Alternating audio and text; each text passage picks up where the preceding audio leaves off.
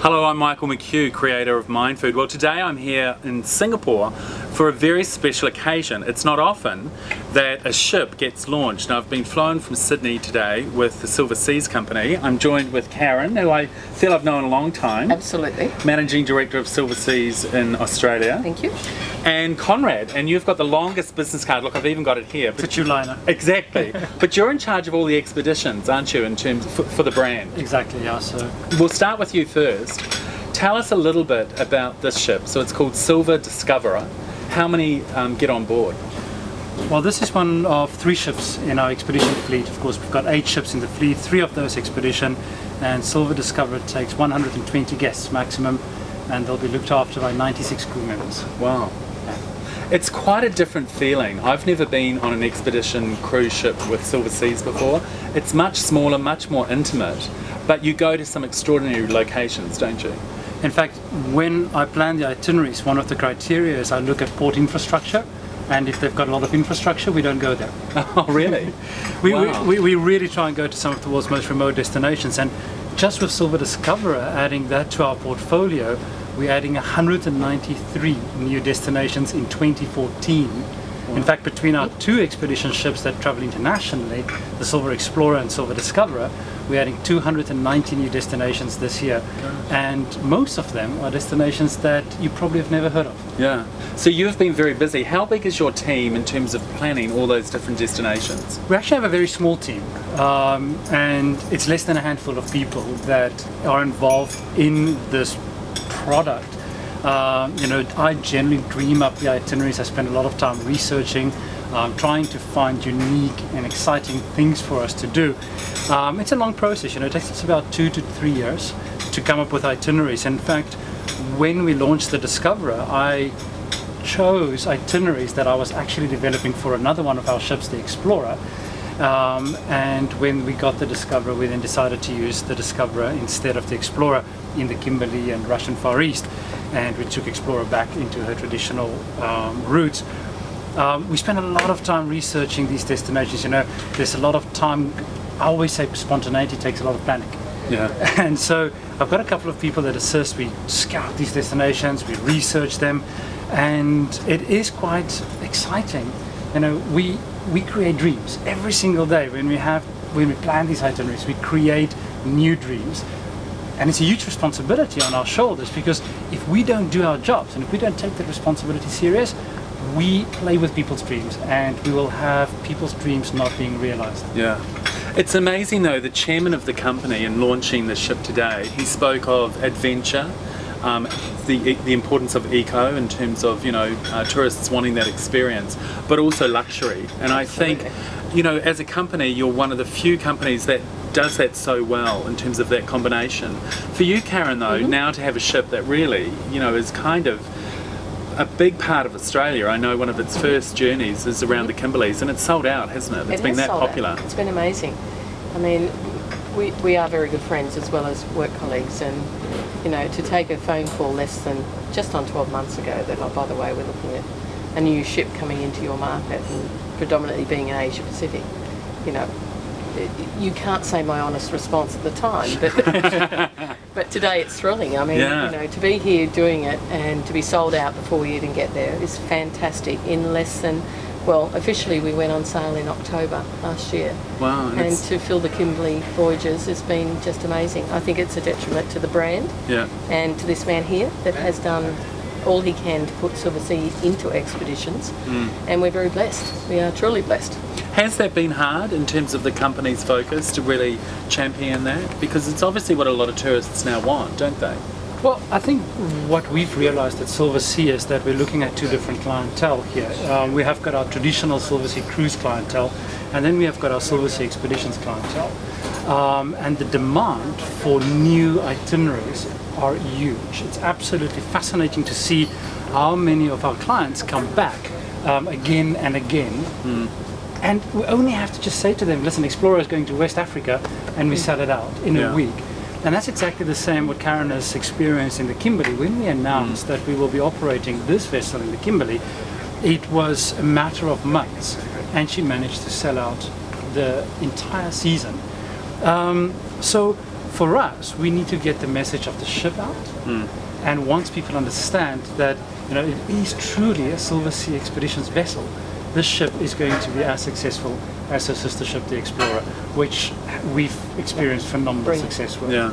Now the Australians I know have really booked out and the Kimberley trip, but it also does more than the Kimberleys, doesn't it? The ship. For So sure. it does East Europe. Is that right? You were describing Russian Far East. Right, Far East. okay. So after we complete, we've got 5 voyages in the Kimberley. One that will start in Broome, our final of the season will start in Broome and end in Benoit. And then we make our way via Borneo to the Philippines, to Taiwan, and then up to Japan. And then we're visiting an area that I'm incredibly excited about. When we got the opportunity to take the ship and bring her into our fleet, the choice of destinations was obvious for me. And a big part of our deployment takes us to the Russian Far East, Siberia. Wow. And we're doing things like the Sea of Okhotsk, on the Kuril Islands, the Kamchatka Peninsula, and incredible volcanoes. Up in Chukotka, the different cultural groups, the Chukchi people, the reindeer herd tribes that come down to the ocean once a year, the nomadic tribes that we're going to go and search for, the marine life, the whales, the walrus, the brown bears, 250 different bird species, majority of them endemic to the region. So it's an incredibly diverse part of the world, and few people visit. Less than 1,000 people a year travel to this very remote and very restricted part of the world.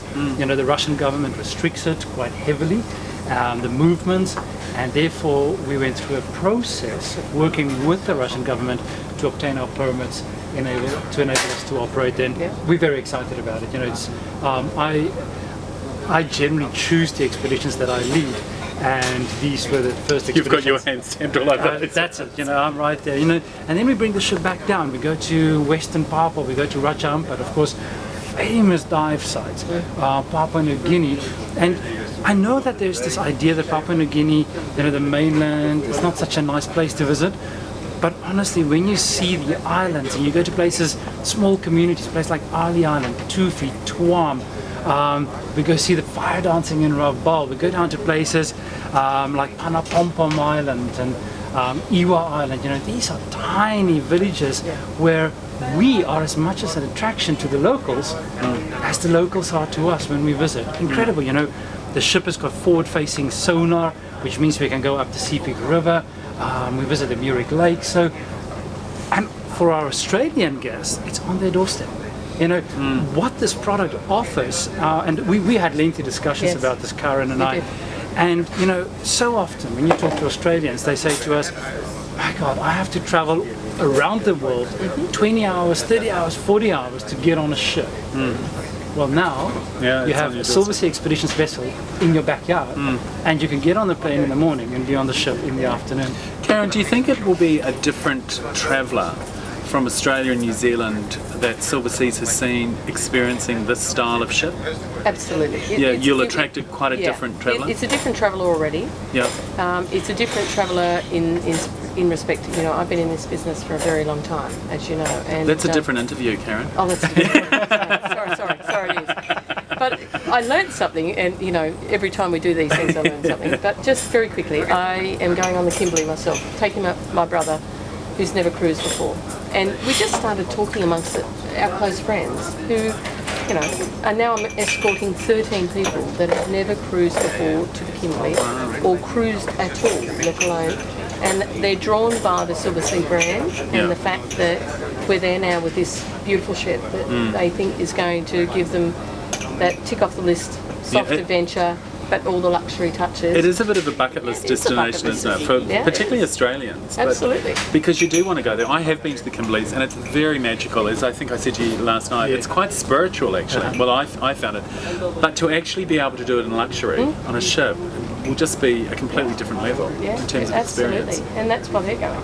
It's quite amazing. And I thought, where were these 13 people that I needed to hit budget last year? But anyhow, here they are. They're coming. But once you've signed them up, they'll be back again, won't they? I believe they will, because they're already wanting to, come and speak to Conrad at these events and things like that, to do Antarctica and the Arctic and things like that, because there's a clientele still today that believes they are not a typical cruise client. This is not a typical cruise.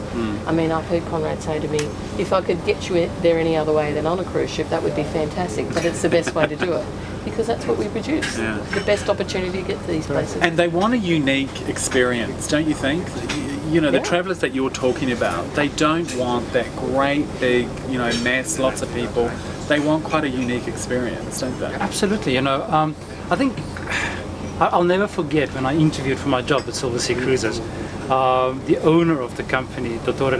Manfred Lefebvre, said to me, he wants us to create the one and only truly luxury expedition company. And my question to him was simple: is what do you want? Do you want me to do soft adventure and just like scratch the surface, or do we do true adventure, true expedition style? And his mandate to me was quite clear. You want a true expedition, and that's what we've created, you know, with the Silver Explorer, now Silver Galapagos, and we will do exactly the same on Silver Discoverer.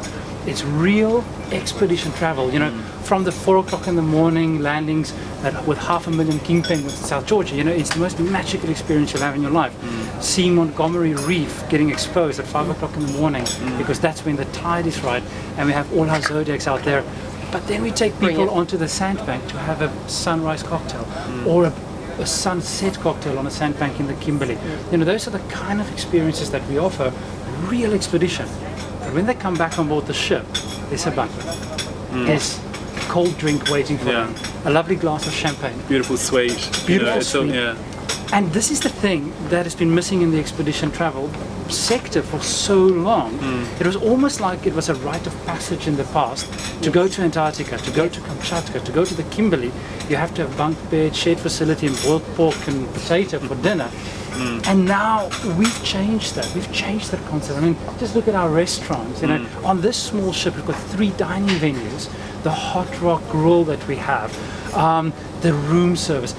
It's about choice. You know, it's about going ashore at 4 o'clock in the morning and coming back for a beautiful leisurely breakfast, or going out for another Zodiac expedition if you so choose. It's about the choice, and that is what Silverseas Expedition says. I truly do not think that we're a luxury cruise company offering expeditions. I think if we had that attitude just as a luxury cruise company offering expeditions, we'd fail. There are companies out there that's doing right now the exact same concept, where they say, you know what, we've got this beautiful luxury ship, let's go to Antarctica with 450 people. And it's complete nonsense, you know, and I'll go on record saying it's complete nonsense. We won't name the company, but everybody knows. However, we're an expedition company. That's why we say Silverseas Expeditions. We're a true expedition company offering luxury. And there's a big difference between a cruise company trying to offer expedition or an expedition company offering luxury. And I think it also attracts a very different traveller. You know, because people are time poor. When they come, they want to make sure they're having the best, you know, the best time. They haven't got time to think halfway through a cruise and think, it's not quite what I thought it was going to be. They're very discerning. They are. They really particularly this market. Yes, definitely. Well, look, thank you. I know we've got to get ready for dinner tonight. Absolutely. As if we haven't eaten and drunk enough. So there you have it, a brand new cruise ship. You often don't get that. So I fly back to Sydney tomorrow, but it's been a fantastic trip so far. So for more details, go to mindfood.com. Cool. Thanks, guys.